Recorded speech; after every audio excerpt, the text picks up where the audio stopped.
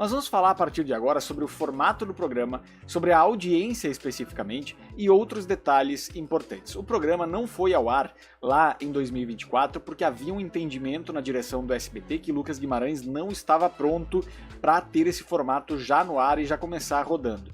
Teve várias cobranças públicas do Carlinhos Maia, inclusive, para com o SBT a respeito disso. O programa, pelo que entendi, é uma parceria, inclusive, entre o Carlinhos Maia e o SBT, aliás, entre o Lucas Guimarães e o SBT, e isso, de certa forma, dilui os custos, né? Traz uma possibilidade de execução mais fácil para o SBT especificamente, mas eu acho que cria-se ali, né, um precedente para essas produções que serão sempre trabalhadas em conjunto, tanto com o apresentador quanto com a sua produtora, enfim, e com o SBT entrando com outra parte desse negócio. Vamos então agora trazer um pouco das análises de audiência do Eita Lucas e depois eu quero falar um pouco mais sobre o formato especificamente. No programa do Lucas especificamente, a gente teve um aumento de audiência de 13% nessa estreia. Temos aqui a matéria do Jorge Cardoso no TV Pop dizendo o seguinte: a primeira experiência do influenciador Lucas Guimarães como apresentador no SBT teve resultados positivos para a emissora comandada por Daniela Beirute. Exibido entre 14 horas e 14h50, a atração elevou em 13% a audiência do canal na faixa horária, que anteriormente era ocupada pelos blocos Sábado Série e também pelo primeiro filme do Cinema em Casa. Vale destacar que a primeira coisa que eu achei bastante interessante quando eu olhei ali a programação do SBT foi: o Eita Lucas estava registrado como das 14 às 14h30. Eu acho que meia hora para um programa de auditório, num tempo de hoje, nos tempos atuais, é um bom tempo para que ele não se torne enjoativo, não se torne cansativo. Ainda mais um estilo de programa de auditório ou um programa com essa pegada que o Eita Lucas criou, que o Eita Lucas não, mas que se propõe o programa especificamente sendo uma parceria. Não é o programa de domingo, não é o Celso Portiolli que já é uma construção de muito tempo. É um teste, é um novo apresentador. Então, meia hora eu acho que é um programa interessante para apresentar esse apresentador e deixar um gostinho de quero mais para próximas edições. Achei isso interessante.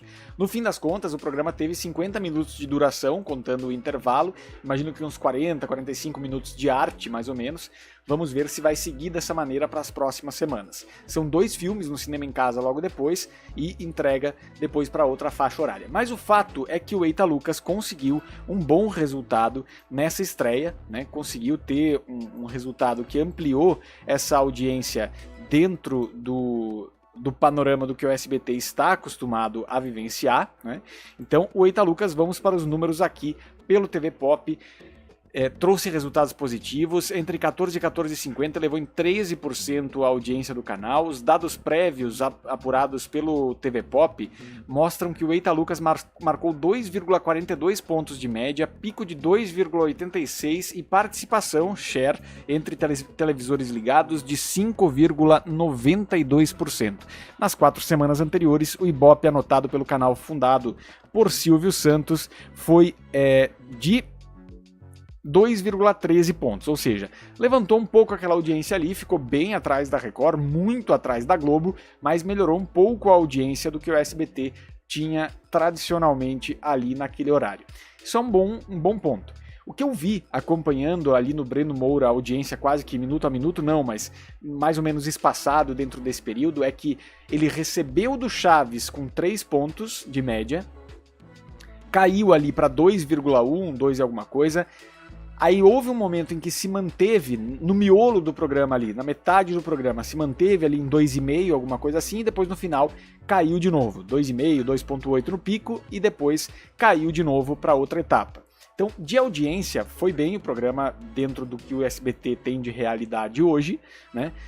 Teve um Lucas Guimarães ali que me lembrou muito a Virgínia, quando ela começou com o Sabadão, no sentido de pedir paciência ao telespectador, de se dirigir ao telespectador de uma maneira extremamente respeitosa e que eu acho que pode angariar a simpatia de um público que ainda assiste muita televisão. Então eu acho que pode funcionar desse ponto de vista.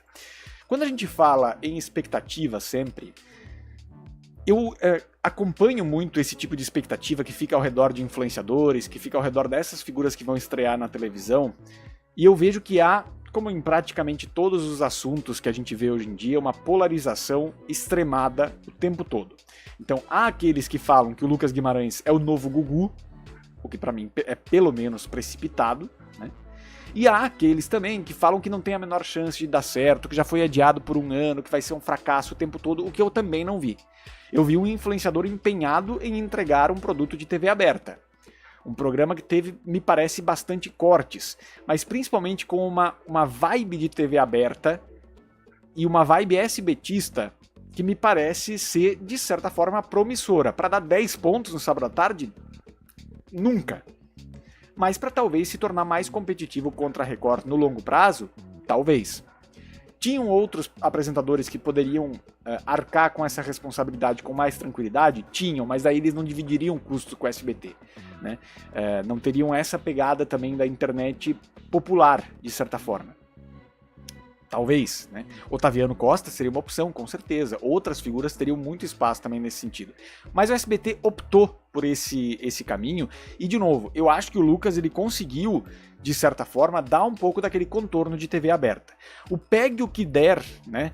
Que é esse quadro que contou hoje com Voto Tu também estava ali. E essa personagem é uma personagem que esteve já no Domingão com o Hulk também. Pra quem não lembra, ela já esteve no Domingão com o Hulk. Eu me lembrei dela naquele momento ali, faz aquele trabalho incrível de doar pães, né? Tem uma panificadora ali pra ajudar as pessoas e tudo mais.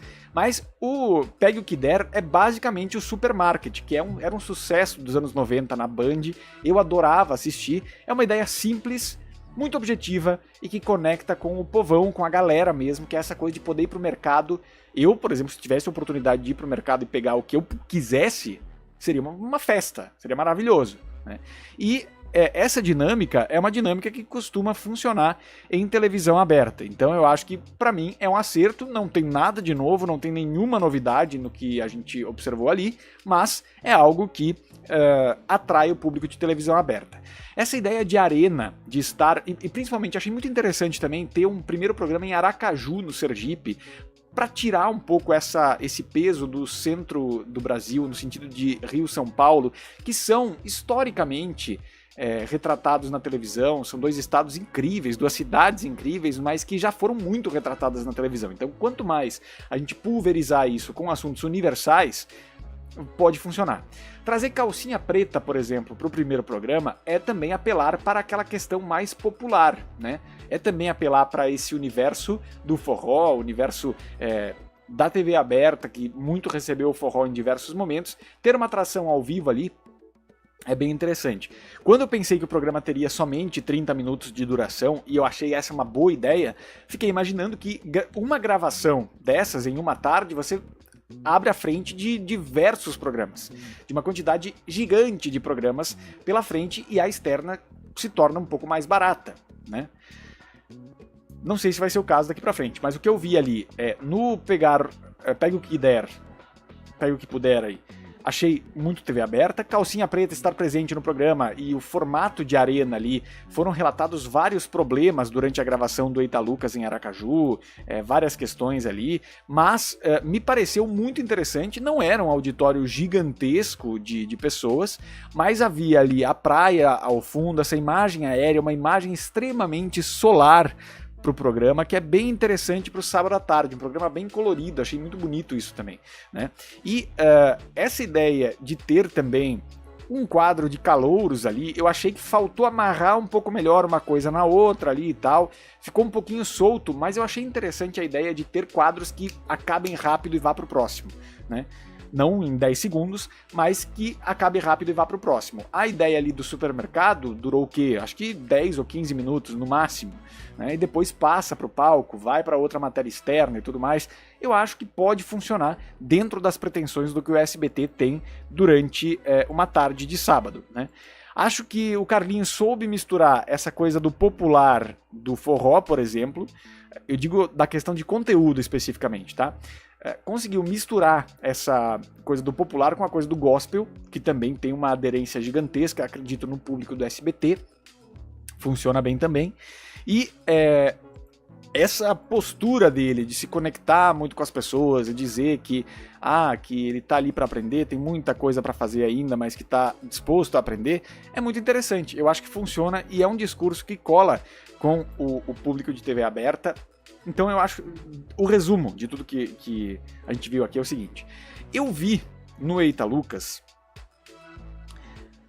10% ou 15% do que eu já vi, por exemplo, nos programas da TV Diário de auditório, né?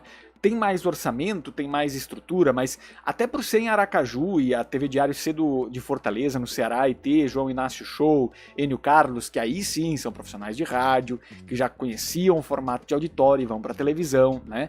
Não estou dizendo que o Lucas esteja no mesmo nível desses comunicadores, tem que fazer muita coisa ainda pela frente.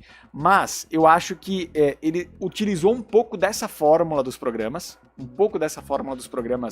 da TV Diário, por exemplo, com inspirações, claro, no que o Gugu fazia, no que o Silvio Santos fazia, mas num formato um pouco diferente, numa embalagem um pouco diferente, para oferecer aquilo que o público de casa já conhece da TV aberta.